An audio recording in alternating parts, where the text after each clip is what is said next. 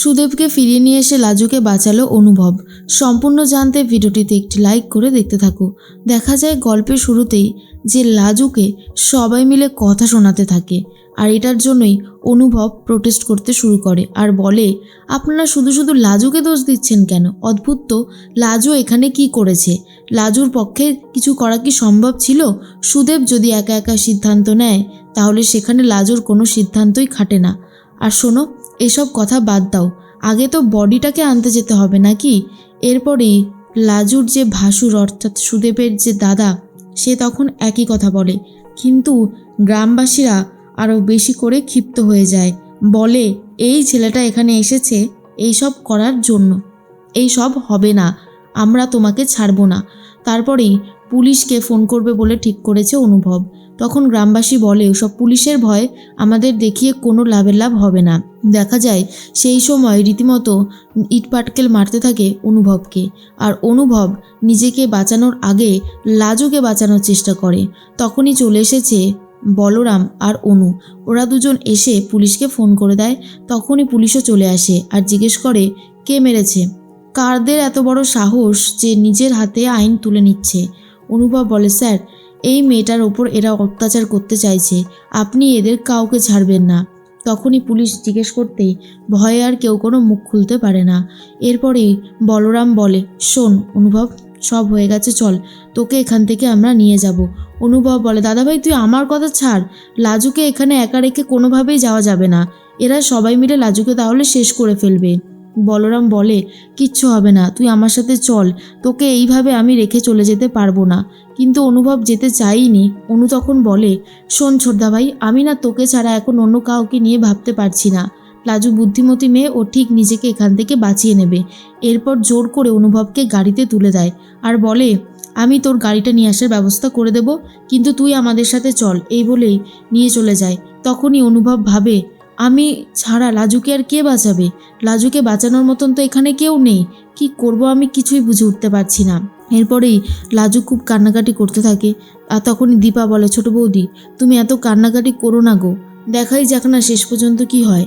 অন্যদিকে বনলতার ফোনে ফোন ঢুকেছে। ফোন করেছে সুদেব আর বলে, টিচার দিদি, আমার ফোনে নেটওয়ার্ক ছিল না, তাই ফোনটা বন্ধ দেখাচ্ছিল, নেটওয়ার্ক যেখানে আছে সেখানেই এখন এসেছি। বনলতা বলে, শোনো, খুব সাবধান কিন্তু, হ্যাঁ, অলরেডি কিন্তু অশান্তি শুরু হয়ে গেছে, কথাটা ভালো করে মাথার মধ্যে ঢুকিয়ে নাও। সুদেব বলে, জানো আজকে কি হয়েছে? আমি যেখানে রয়েছি সেখানে একটা চায়ের দোকান রয়েছে, সেখানে আমি চা খেতে যাই আর শুনলাম কেউ নাকি মারা গিয়েছে লাইনে কাটা পড়ে। আর তখন আমি জিজ্ঞেস করলাম কে মারা গেছে, ওরা আমার কথা বলছে সুদেব বিশ্বাস নাকি আর বেঁচে নেই, অথচ এই সুদেব বিশ্বাস এখন নিজের পায়ে হেঁটেও বেড়াচ্ছে। আমার যে খুব খারাপ লাগছে, বাড়িতেই খবরটা নিশ্চয়ই চলে গেছে, মা, বাবা, তারপর আমার দাদা, বৌদি, লাজু, সবার কতটা খারাপ অবস্থা হয়েছে। লাজু নিশ্চয়ই চোখের জল ফেলতে ফেলতে ক্লান্ত হয়ে গেছে। বনলতা বলে, এই চুপ করো তো, লাজু না এখন সেই বাচ্চা মেয়েটি নেই যে তোমার জন্য কাঁদবে, তুমি বুঝতে পারছো না যে লাজু এখন অন্য কাউকে ভালোবাসে? সুদেব বলে, ও মা, গ্রামে কারোর বর মরলে তো ভীষণই কান্নাকাটি করতে থাকে। বনলতা বলে, কেউ আর লাজু দুজনে আলাদা, বুঝতে পেরেছো? শোনো, তুমি কিন্তু এদিকে এখন আসবে না। দিকে ভালোই হয়েছে, ওরা এখন শিওর হয়ে যাবে যে ওদের বাড়ির ছেলে মারা গিয়েছে। তোমাকে এখন আর কয়েকটা দিন চুপি চুপি থাকতে হবে, অন্তত 7 থেকে 8টা দিন। লাজু ওই বাড়িতে একটু থিতু হয়ে যাক, তারপরেই তুমি ওই বাড়িতে ঢুকবে, তার আগে নয়, বুঝেছো? এরপর সুদেব বলে, আরও 7 থেকে 8টা দিন? আমার যে আর ভালো লাগছে না গো টিচার দিদি, খুব নার্ভাস লাগছে, খুব টেনশন হচ্ছে। এরপরে বনলতা বলে, যতই তোমার চিন্তা হোক না কেন, তুমি ওখান থেকে নড়বে না, আর লাজুকে দেখে রাখার দায়িত্ব আমার। তুমি শুধু ভাবো যে তুমি এবারে লাজুকে আর হারাবে না, চিরদিনের মতন পেতে চলেছ।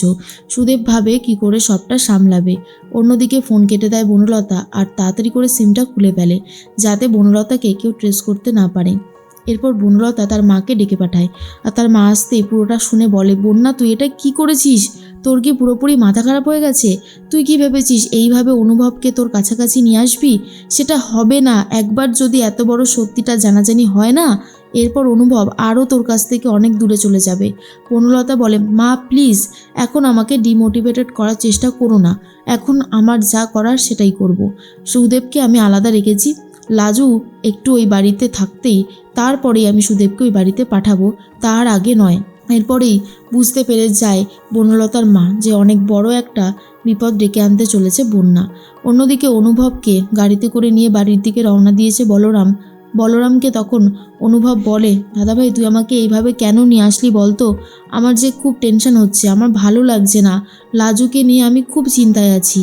তখন বলরাম বলে, আর তোকে নিয়ে আমরা বাড়ির প্রতিটা মানুষ চিন্তায় চিন্তায় একেবারে শেষ হয়ে যাচ্ছি। তখনই অনুভবের মাথায় আসে তার মাসির ছেলে অনির্বাণের কথা, আর বলে, অনির্বাণের নাম্বারটা আমাকে দে তো, ও তো এই জেলারই কাজ করে তাই না? তখনই নাম্বারটা দিয়ে দেয়। আর এরপরেই এসপি অনির্বাণকে ফোন করে অনুভব, আর বলে, আমি অনুভব বলছি। তখনই অনির্বাণ বলে, ও সেই শ্রীমাসির ছেলে তাই না? কি হয়েছে এতদিন পরে? অনুভব বলে, একটা হেল্প লাগবে, খুব বড় একটা সমস্যার মধ্যে পড়েছি। তখনই অনির্বাণ বলে, তুমি আছো কোথায়? এরপরে অনুভব তার লোকেশনটা বলে দেয়। তখন অনির্বাণ বলে, তুমি আমার থেকে 12-13 কিলোমিটার দূরে রয়েছো, আমি লোকেশন পাঠাচ্ছি, তুমি তাড়াতাড়ি চলে এসো সেখানে, তারপরে আমি তোমার কাছ থেকে সমস্ত কথা শুনবো।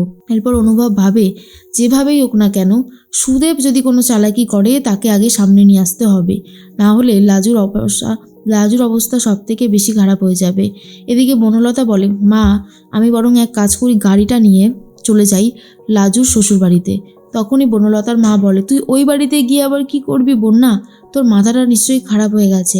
বন্যা তখন বলে, ওই বাড়িতে গিয়ে আমি সবার মাথার মধ্যে এটাই ঢুকিয়ে দেব যে তারা কোন শর্তে লাজুকে ওই বাড়িতে থাকতে দেবে। দেখোই না শেষ পর্যন্ত কি হয়, সবে তো শুরু হয়ে গেছে, এবারেই আসল খেল হবে। এর মাঝখানে লাজু খুব কান্নাকাটি শুরু করে। লাজু ভাবে অনেকটা সময় হয়ে গেছে, এইভাবে তো চলতে পারে না। তাই দীপাকে বলে, দীপা দিদি ওকে তো আনার ব্যবস্থা করতে হবে, আর কতক্ষণই বা এইভাবে সব কিছু চলবে। তখন দীপা বলে, ছোট বৌদি আমি নিজেও বুঝতে পারছি না তোমাকে কি উত্তর দেব। এদিকে কমলা কাঁদতে কাঁদতে একেবারে অজ্ঞান হয়ে পড়ে গেছে। তাকে রীতিমতো দেখতে সমস্ত গ্রামবাসী চলে আসে। এরপরেই শাশুড়ি মা কমলার সাথে কথা বলতে থাকে লাজু, আর বলে, মা তুমি আমাকে অনুমতি দাও, তোমার ছেলেকে নিয়ে আসার ব্যবস্থা করি।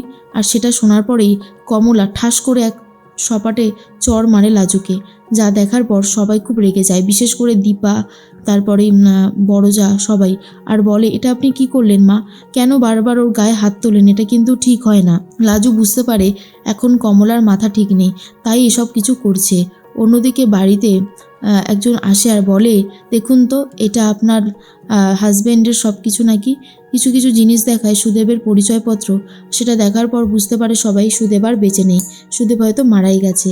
কিন্তু অনুভব বুঝতে পারে এটা একটা চাল, তাই এসপির সাহায্য নিয়ে যেভাবেই হোক না কেন সুদেবকে খুঁজে নিয়ে আসে, যাতে অনুভব বুঝতে পারে লাজুকে অন্তত বাঁচানো যেতে পারে।